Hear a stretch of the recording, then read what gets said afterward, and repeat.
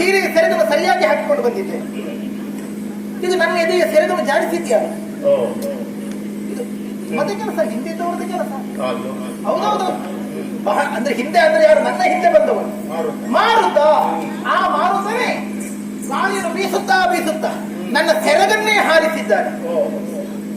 ನಾನೆಂತದಕ್ಕೆ ಮುಚ್ಚಿಕೊಳ್ಳಬೇಕು? ಗರತಿಗೆಂತ ಆದ್ರೆ ಮುಚ್ಚಿಕೊಳ್ಳುವ ಅನಿವಾರ್ಯತೆ ಉಂಟು. ಗಣಿಕೆಯಾದಂತಹ ನಾವು ಮುಚ್ಚಿಕೊಳ್ಳಬೇಕಾ? ಮುಚ್ಚಿಕೊಳ್ಳಬೇಡ, ತೆರೆದಿಡಿ ಎನ್ನುವ ಹಾಗೆ ಅವರೇ ಅಷ್ಟು ಕೆಲಸ ಮಾಡಿ ಹೋಗುವಾಗ ಮತ್ತೆ ನಮಗೆಂತದಕ್ಕೆ ಮುಚ್ಚಿಡುವ ಹೊಣೆಗಾರಿಕೆ? ನೋಡುವವರು ನೋಡಿಕೊಳ್ಳಿ, ಅಲ್ಲಿವರೆಗೆ ನಾವು ಸುಮ್ಮನಿರುವ.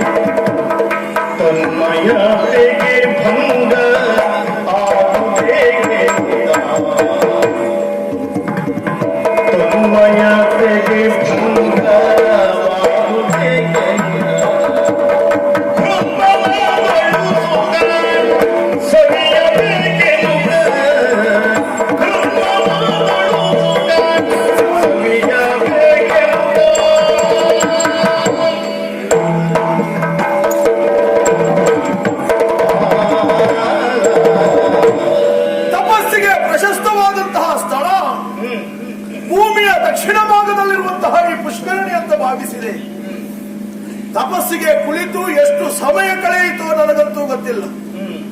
ಅಂತೂ ದೀರ್ಘಾವಧಿಯ ಅವಧಿ ಕಳೆಯಿತು ಎನ್ನುವುದಕ್ಕೆ ಸಾಕ್ಷಿ ನಾ ಕುಳಿತುಕೊಂಡಾವಾಗ ಇಲ್ಲೆಲ್ಲ ಸಣ್ಣ ಸಣ್ಣ ಸಸಿಗಳಿದ್ದವು. ಈಗ ಮಾತ್ರ ಹಾಗಲ್ವಲ್ಲ, ಹೆಮ್ಮರವಾಗಿ ಬೆಳೆದಿದೆ, ನೆರಳನ್ನು ಕೊಡುತ್ತದೆ, ಫಲವನ್ನು ಕೊಡುವ ಸ್ಥಿತಿಯಲ್ಲೂ ಇದ್ದಾವೆ. ಹಬ್ಬ, ಏನು ವಿಚಿತ್ರವಿದು! ಹರಿಯುವಂತಹ ನೀರು, ಬೀಸುವಂತಹ ಗಾಳಿ ಅಲ್ಲ, ತುಂಬಿಗಳ ಚೇಂಕಾರ ಎನ್ನುವುದು ನನ್ನ ಪಾಲಿಗೆ ಪ್ರಣವವನ್ನು ಸೂಚಿಸುತ್ತಾ ಇತ್ತು. ಓಂಕಾರ ಎನ್ನುವ ಹಾಗೆ ಅಂತರ್ಮುಖಿಯಾಗಿ ತಪಸ್ಸನ್ನು ಆಚರಿಸುತ್ತಾ ಇದ್ದ ನಾನು ಒಮ್ಮಿಂದೊಮ್ಮೆಲೆ ಬಹಿರ್ಮುಖನಾದನಲ್ಲ. ಪ್ರಣವವನ್ನು ಸೂಚಿಸುತ್ತಾ ಇದ್ದಂತಹ ಅದೆಲ್ಲವೂ ಈ ಹೊತ್ತಿನಲ್ಲಿ ನನ್ನನ್ನು ಪ್ರಣಯಕ್ಕೆ ಪ್ರಚೋದಿಸುತ್ತಾ ಇದೆ. ಯಾಕೆನ್ನುವುದೇ ಅರ್ಥವಾಗುತ್ತಾ ಇಲ್ಲ. ಭೂದೇವಿ ಹಸಿರುಡುಗೆಯನ್ನು ತೊಟ್ಟು ನಲಿದಾಡುತ್ತಾ ಇದ್ದಾಳೆ ಎನ್ನುವಂತಹ ಅನುಭವ ನನ್ನ ಪಾಲಿಗೆ. ಆಹಾ ಆಹಾ ಆಹಾ, ನೋಡಬಾರದೆ ಆ ಮರದಲ್ಲಿ ಫಲಗಳು ಅದರ ಭಾರವನ್ನು ತಡೆಯುವುದಕ್ಕಾಗದೆ ಚೆಲ್ಲುಗಳು ನೆಲಕ್ಕೆ ಬಾಗಿ ನಿಂತಿದ್ದಾವಲ್ಲ. ಯಾಕೆ ಹೀಗೆ? ಏನಾಯ್ತು ನನಗೆ? ತಪಸ್ಸಿನಿಂದ ನಾ ಯಾಕೆ ಹೊರಗೆ ಬಂದೆ? ವಾಸಿಷ್ಠ ಒಂದೊಂದು ದಿವಸ ನಡೆದಂತಹ ಘಟನೆ ನನಗೆ ಮತ್ತೆ ನೆನಪಾಗುತ್ತಾ ಉಂಟು. ರಾಜರ್ಷಿ ಆದಂತಹ ನಾನು ವಸಿಷ್ಠನ ಆಶ್ರಮದಲ್ಲಿರುವಂತಹ ಹೋಮಧೇನುವನ್ನು ಬಯಸಿದೆ. ಕೊಡುವಂತೆ ಕೇಳಿದ್ರೆ ಕೊಡುವುದಕ್ಕೆ ನಿರಾಕರಿಸಿ ಬಿಟ್ಟನಲ್ಲ ವಸಿಷ್ಠ. ಬಲವಂತದಿಂದಾದರೂ ಆ ಧೇನುವನ್ನ ಕರೆಕೊಂಡು ಹೋಗಬೇಕೆನ್ನುವ ಉದ್ದೇಶದಿಂದ ನೂರಾರು ಮಂದಿ ಆಳುಗಳನ್ನ ಅಟ್ಟಿದೆ. ಹಗ್ಗವನ್ನ ಹಾಕಿ ಎಷ್ಟೇ ಬಿಗಿಯಾಗಿ ಎಳೆದರೂ ಆ ಧೇನು ಮಾತ್ರ ಅಲ್ಲಿಂದ ಅಲುಗಾಡಲೇ ಇಲ್ಲ. ನನ್ನಲ್ಲಿರುವಂತಹ ಅಸ್ತ್ರ ಶಸ್ತ್ರಗಳನ್ನೆಲ್ಲ ಪ್ರಯೋಗಿಸಿದೆ. ಆದರೆ ವಸಿಷ್ಠ ಹಿಡಿದಂತಹ ಒಂದು ದಂಡ ಆ ಅಸ್ತ್ರವನ್ನೆಲ್ಲ ನುಂಗಿ ಬಿಟ್ಟಿದ್ದಲ್ಲ. ವಸಿಷ್ಠ ಆಡಿದ ಬ್ರಹ್ಮ ತೇಜಸ್ಸಿನ ಮುಂದೆ ನಿನ್ನ ಕ್ಷಾತ್ರ ಬಲ ನಡೆಯುವುದಿಲ್ಲ ಎನ್ನುವ ಹಾಗೆ ಆವತ್ತೇ ಪಂಥ ಮಾಡಿ ಬಂದವನು ನಾನು. ದಿಗ್ಬಲಂ ಕ್ಷತ್ರಿಯ ಬಲಂ ಬ್ರಹ್ಮ ತೇಜ ಫಲಂ ಎನ್ನುವ ಹಾಗೆ ಯಾವುದನ್ನು ದೊಡ್ಡದನ್ನ ಸಾಧಿಸುವುದಕ್ಕೆ ಹೊರಟಂತಹ ನನಗೆ ಈ ಸಣ್ಣದರ ಕುರಿತಾಗಿ ನಿರ್ಲಕ್ಷ್ಯವ ತೋರಿಸಬೇಕೆ ಹೊರತು ಆಸಕ್ತಿಯನ್ನ ತೋರಿಸುವುದಲ್ಲವಲ್ಲ.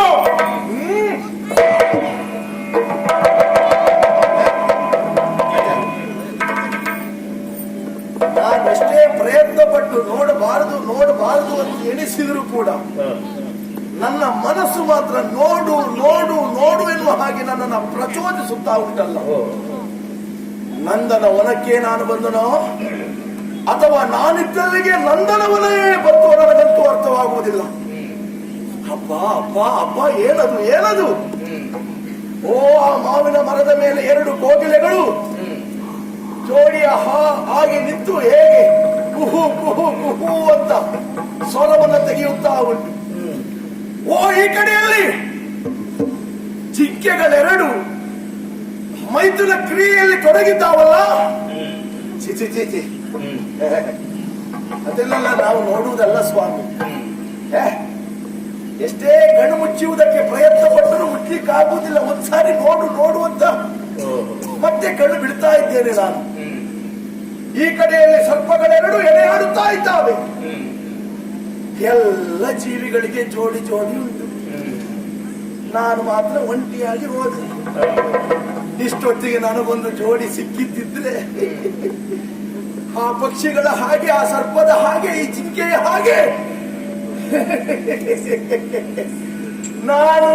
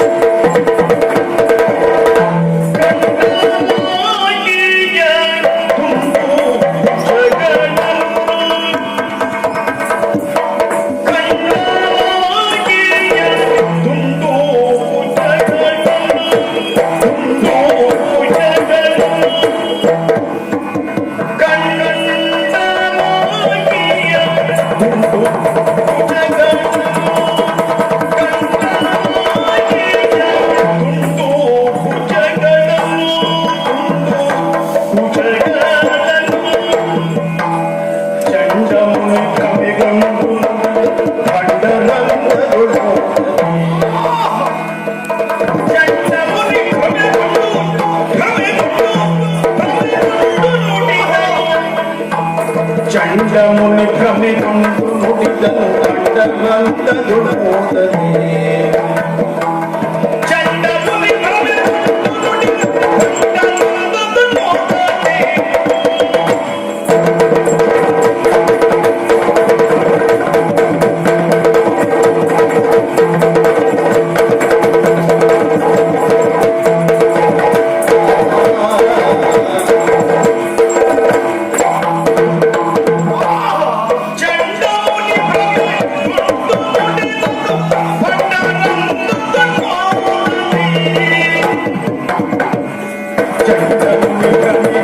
ನುಡಿದನು ಕಂಡರಂತದುಡೋದನೆ.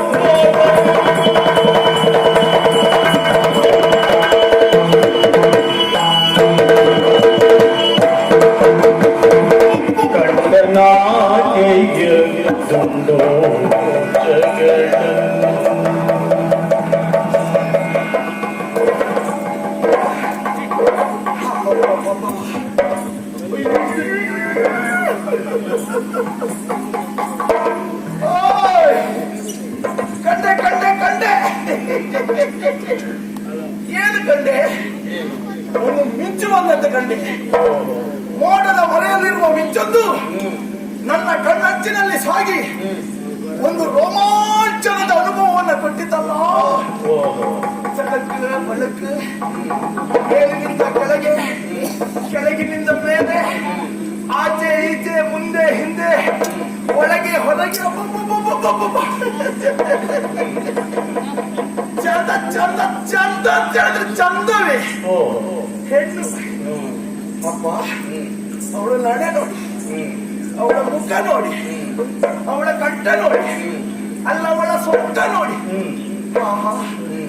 ಹೆಣ್ಣಾದವಳಿಗಿರಬೇಕಾದ ಲಕ್ಷಣ ಯಾವುದು? ವರ್ಣ, ಆಕೃತಿ, ಶ್ರುತಿ, ಗತಿ, ಮತಿ ಎಲ್ಲ ಸರಿ ಇದ್ರೆ ಅವಳಲ್ಲಿ ಆಕರ್ಷಣೆ ಎನ್ನುವುದು ಹೆಚ್ಚಿದೆ. ಇನ್ನು ಆಕೃತಿ ದಪ್ಪವೂ ಅಲ್ಲ, ತೆಳ್ಳಗೂ ಅಲ್ಲ, ಅದಾ ಒಂದು ಮೈಗಟ್ಟು. ಪಾಪ ದಪ್ಪ ಇರಬಾರ್ದು, ಹಾಗಂತ ಅತಿ ತೆಳ್ಳಗೂ ಇರಬಾರ್ದು, ದಪ್ಪ ಬರ್ತದೆ. ಅದೇ ಬಹಳ ಸಪೂರ ಹೆಣ್ಣು ನಡೆದ್ರೆ